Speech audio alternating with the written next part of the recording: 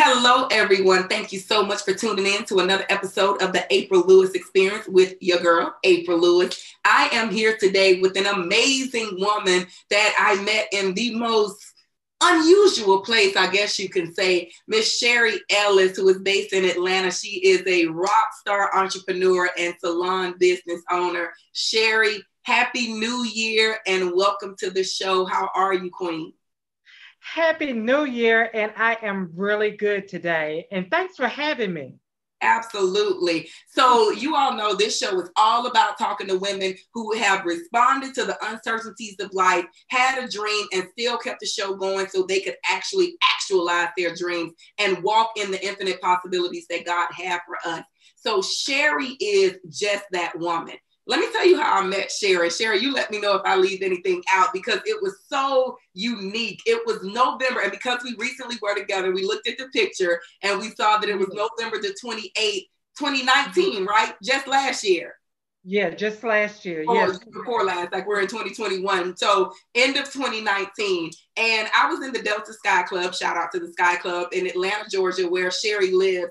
And I was literally sitting over by the window looking at the planes, and I walked to the bar. And Sherry was sitting there next to another beautiful woman who had this amazing afro that I saw as I was walking up. And I walked to the bar, got me a glass of Prosecco, went back to my seat, came back to the bar to get another glass of Prosecco. And I stopped to say something to Sherry, to the girl who's with Sherry. Her name is Ebony. And Sherry was sitting right there. And we ended up talking. And Sherry, how long did we spend together just talking as complete strangers in the Sky Club? Like 2 hours? Yes, we did. About 2 hours. Yes. Yeah.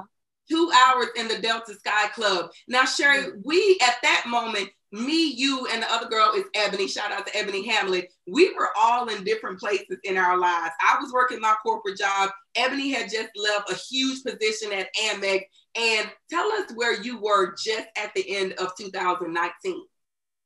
Well, at the end of year 2019, I was still in as a salon owner, but I was renting a booth in a salon at that particular time. And I was also working a little, just a side part-time job. So you were working in a booth, you were doing hair. Is that something that you've always wanted to do? How did you land being a hairstylist? Well, I started doing hair as a little girl, actually. Okay. And I used to braid my own hair, and then I started braiding, doing hair, scratching dandruff, doing little things in the neighborhood. And then, of course, I went into, I used to bring, my best friend and friends of the family inside my mom's home and of course, do their hair in the kitchen. Mm-hmm. So that's where it all started for me. And I went into actually cosmetology school when I left high school. Gotcha. And that's where the journey as a hairstylist really started to begin right there. So all you ever wanted to do was do hair? All you've ever wanted to do was do hair?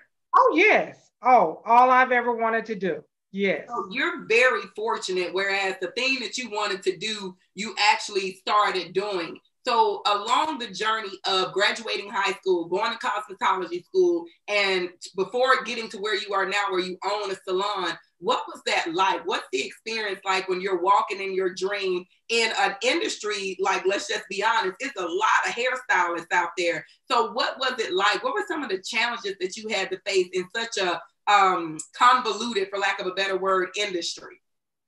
Well, at that time in Atlanta, it was the early 90s when I started in the business.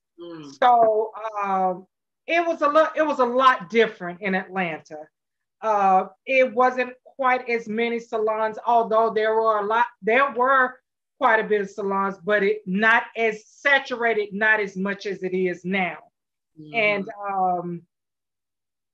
I had a great start. Going from school, I started as an assistant in a hair salon, assistant a main stylist.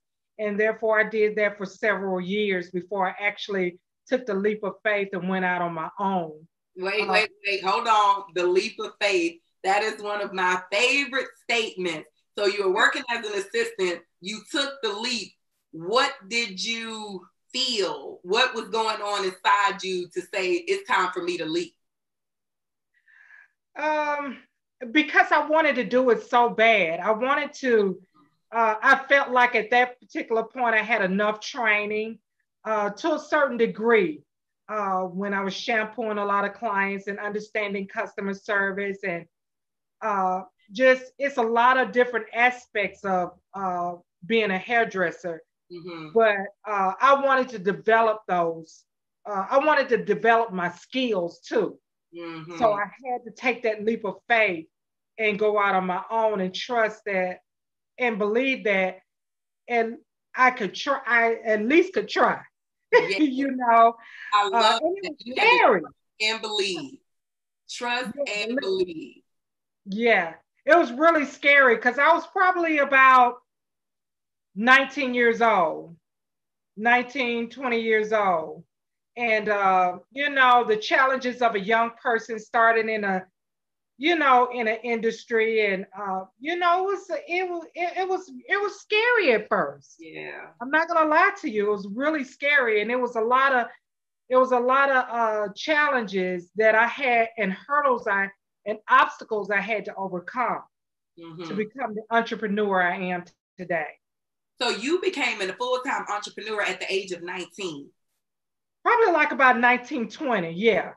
So Yeah, because I graduated from high school in the well, and so I started my career like in 91. So it's probably like my early 20s to So be. I think that's so profound that you started at such a young age. Like technically I started in 2014 when I actually got paid for my services outside of a job. So that was 6 years ago and I was 32. I had been in the military and working in healthcare and things of that nature. So for somebody that's watching this right now and they have that, because I think all of us who have the spirit of an entrepreneur, we just know that we got to get free, that we have to just go, to using your words, just try it and see. For somebody that's watching this right now, as having that pull, but they're thinking about the children, the husband, the bills, all the things that they can see, what piece of advice would you give them that you wish somebody would have told your 19, 20-year-old self? Uh, Whatever industry you're going in, it's very important to learn the culture of the industry, learn the business side. I wish as an early entrepreneur that I really learned the business side and understood the not, you know, because being very artistic, you have a tendency not to understand what the business side of it is. Yes. Understanding the numbers, understanding, you know, how to price certain things. And so those are some of the things that I wish that I had been really taught or really been mentored about before I actually started the full-fledged business. And back to your point, it's just understanding the business, understand your industry, Yeah. understand what you're getting into before you actually leave a space. You know, I didn't have any kids. I didn't have any husband. I didn't have a house. I lived with my mother. Gotcha. So, you know, I didn't have that um the thing that you got to worry about bills and all that kind of stuff at first. Yes. You know, Yes. because I was at home. Yeah.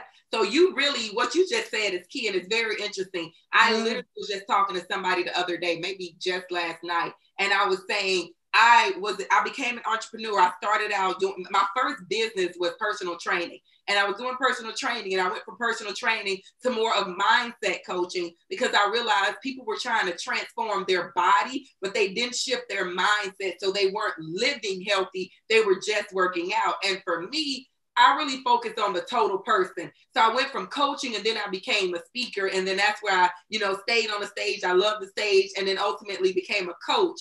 But it's like I did all those things. I was making money, on social media. People knew me. I was getting recommendations. And then I had to loop all the way back around and learn how to operate a business.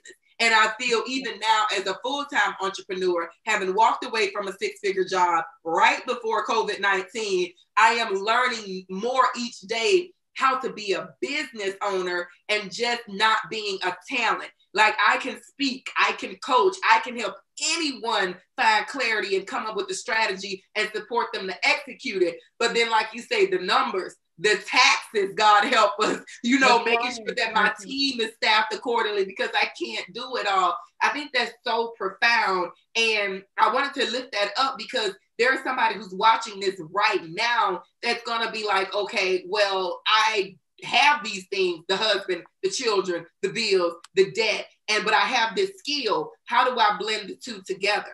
So with that point, knowing what you know now as a full-time salon owner and now understanding business, what resources, where should people go to find that information? Like I know it's for their specific industry, but what was your trusted source of knowledge? Because a lot of times when you read something and you learn, you feel a little bit more confident about it, but then it's so much information in the internet and everybody got an opinion and tell you what to do and it's 50 million coaches.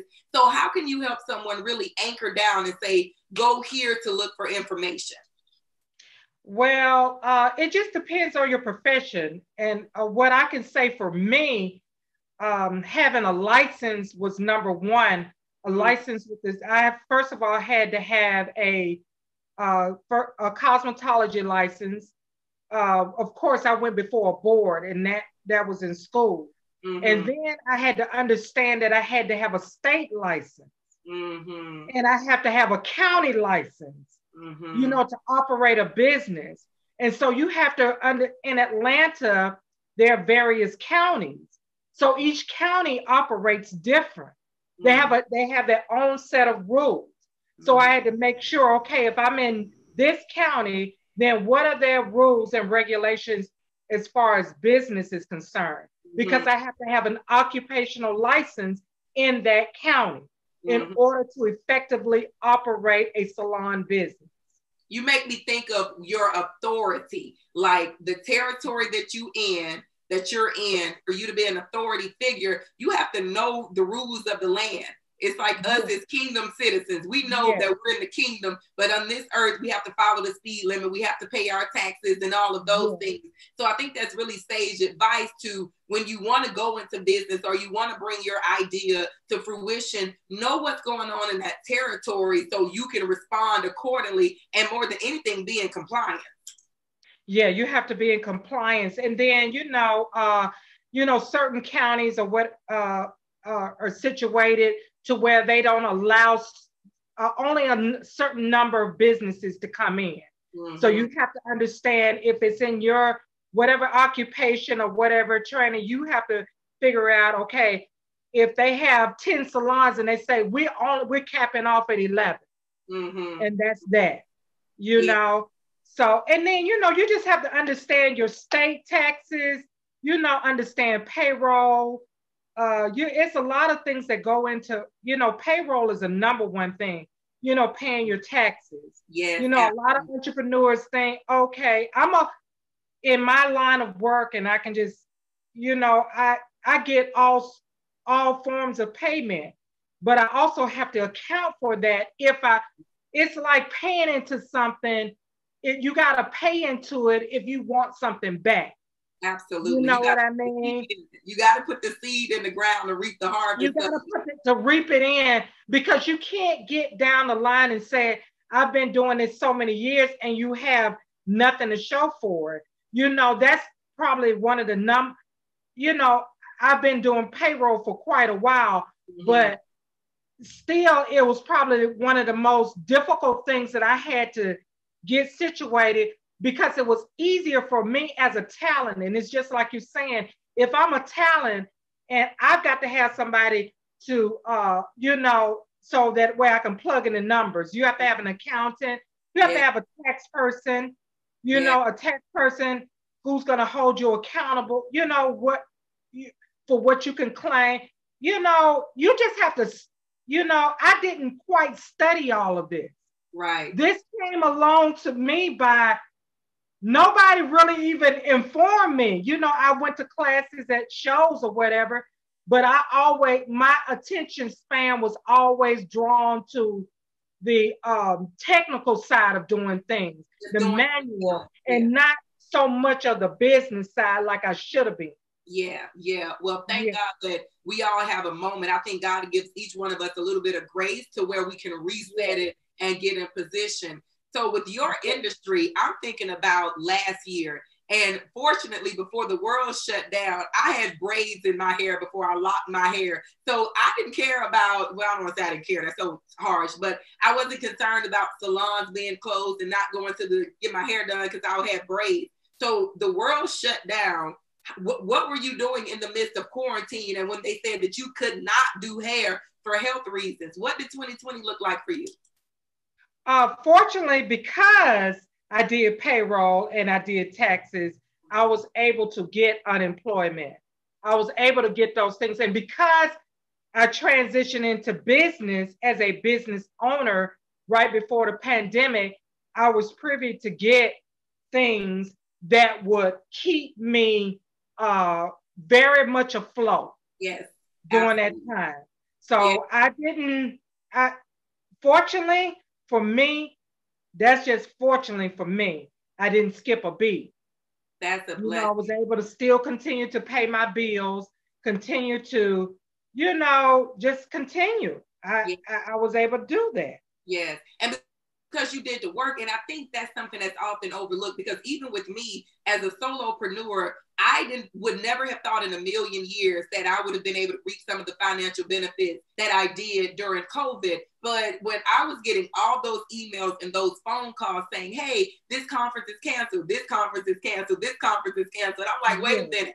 God told me to leave my job and to go in this direction. So I too took that leap of faith. And all I was focusing on was what I can see was my speaking engagements on the book, and then everything was getting canceled. So I appreciate you saying that because I think a lot of times we forget that the things that the tedious tasks that we don't want to do, like the payroll, like the taxes, keeping up with our bookkeeping and all of those things, you never know when you're going to have to lean on that information because for every blessing that I got as it relates to financial support for my business, they wanted documentation. They wanted to see what were you doing last year to account for what you're going to lose this year. And I'm grateful that I had that stuff, available. So I really want to just highlight with some of these administrative tasks, with things daunting tasks that you don't feel like doing, get it done. Like you got to just handle your business because when opportunity strikes, it's not going to wait for you to get your book in order. You're going to have to move forward with it. So I really appreciate you sharing that, Sherry.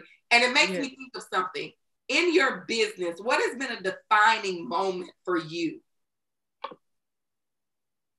A defining moment Something meaning where if this not have happened, then you wouldn't be where you were, or a moment where maybe a situation presented itself and you didn't know if you would ever get to it. So when I look at a defining moment, because of this, you can attribute that particular situation to who you are and how you operate now. I think the most defining moment was last year, right before the pandemic happened, and I was in a struggle to where I wanted to move this last phase of my career to, Mm, because I also have my instructor's license as well, and I have the ability to teach, and mm, I thought that was something that I really wanted to do, and I did try it, and I still, in some capacity, I may go back into the school or I may do freelance teaching. But the defining moment was the struggle, the battle for me to say, okay, well, where do I go from now? And the situation of the salon just dropping in my lap through a friend. oh, And even with that, I struggle. Do I really want to go back and own a salon? Do I really, I was just going back and forth, back and forth. And it was like a friend of mine said, if you don't take this opportunity, trust and believe this kind of opportunity does not come by every day. wow. You are in the best situation to really take over this business. You need to do it and do it now. And I was like, oh, okay, okay. And so that was my thing because this was my third time trying, being a salon owner.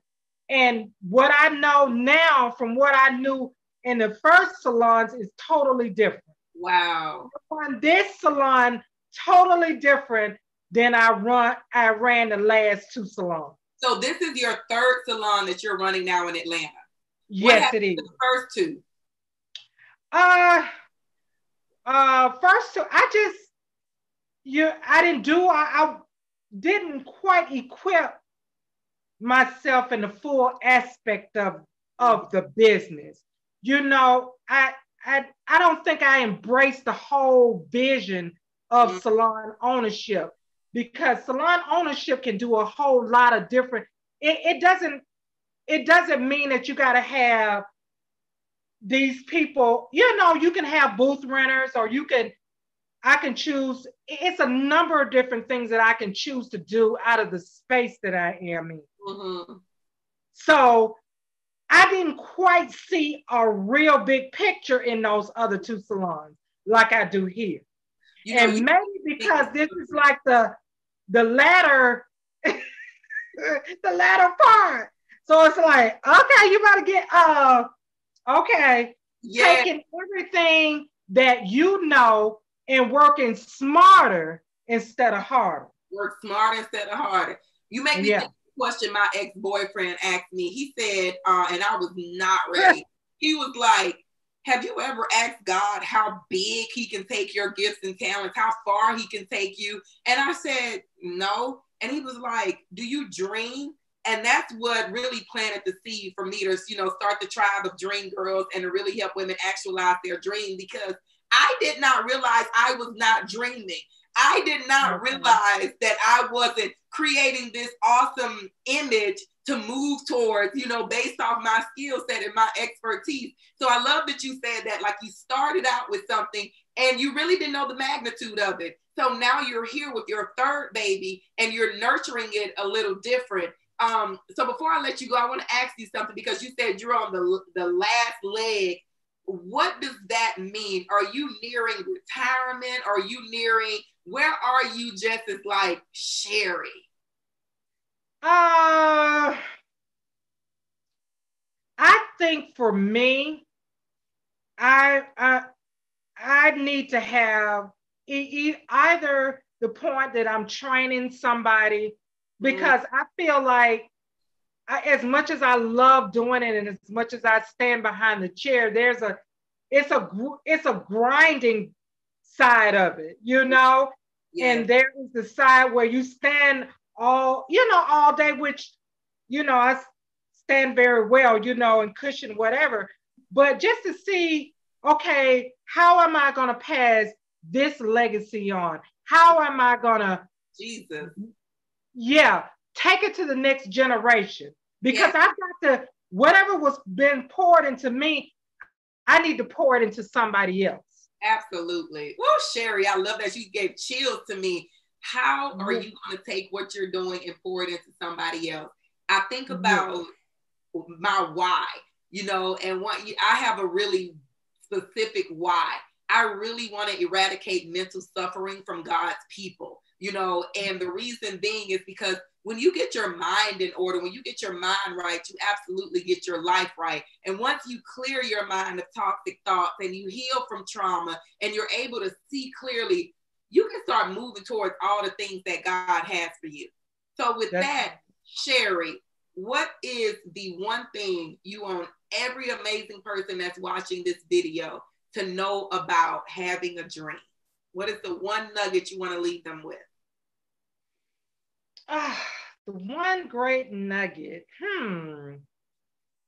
I would say, if you have a dream, invest in your dream. Mm, Um, get mentored with your dream. Find that one great mentor, that whatever you're passionate about, and allow them to pour into you and mentor you, yes, so that way you can cultivate that dream.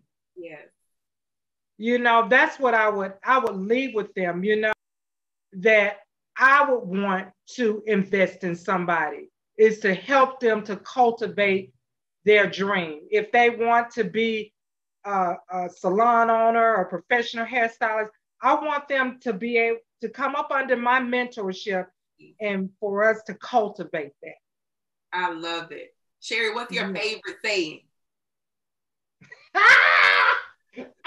Beauty is her business. You all, this is Sherry Ellis, salon owner in Atlanta, Georgia. So more than anything, I hope you heard the call that she said. If you are in the Atlanta, Georgia area or the surrounding metropolitan area, and you have a dream or a desire to be a professional hairstylist or a salon owner, she literally just opened herself up to train you and coach you and mentor you. All of Sherry's contact information will be in the comment section. And of course, if there's anything that I can do to support you, to help you bring your dreams to pass, you know how to get in touch with me. You can email me at april@aprillewis.com, or you can click on the link below and get on my website and schedule some time for us to talk.